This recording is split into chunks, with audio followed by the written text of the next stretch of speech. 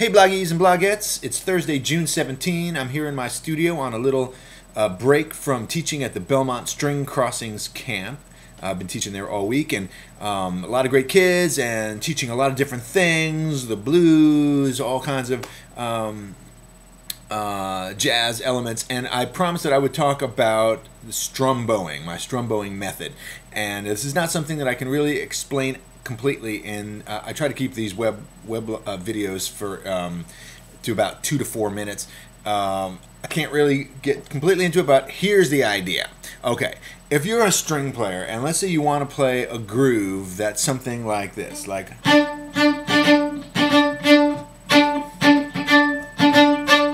just to randomly pick out a rhythm.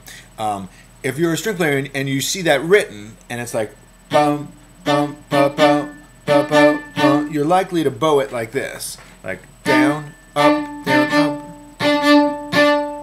all separate directions, what we call as it comes bowing. So you're bowing each note back and forth as it comes. The problem with this is that it's really hard to make it groove.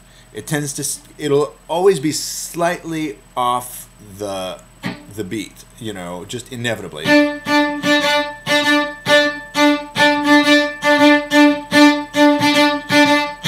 You know, it's never going to lock in.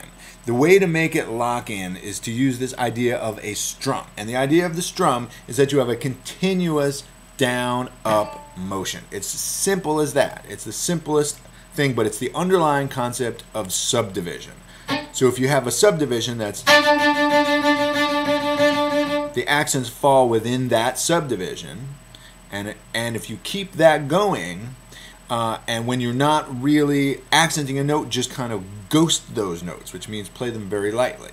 So it's something like this.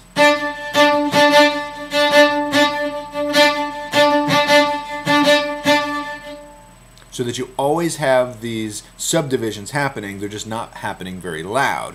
And on a horizontal level, you can accent or not accent that as much as you like. It can go from being completely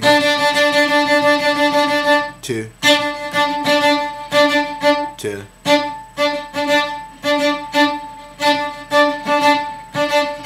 but all the while the bow direction is going down, up, down, up, down, up, down, up. And the vertical manifestation of this idea is that if you have a constant grid of up and down happening vertically, which means it's just rhythm noise and not tone.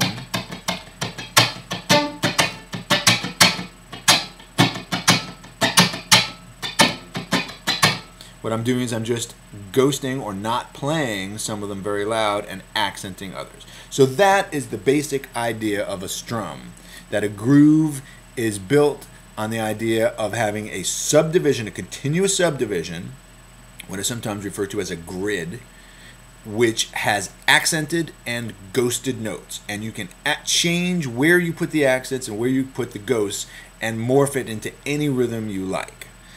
But the constant down-up strum is always there. That's the idea in a nutshell. More stuff tomorrow. See you guys.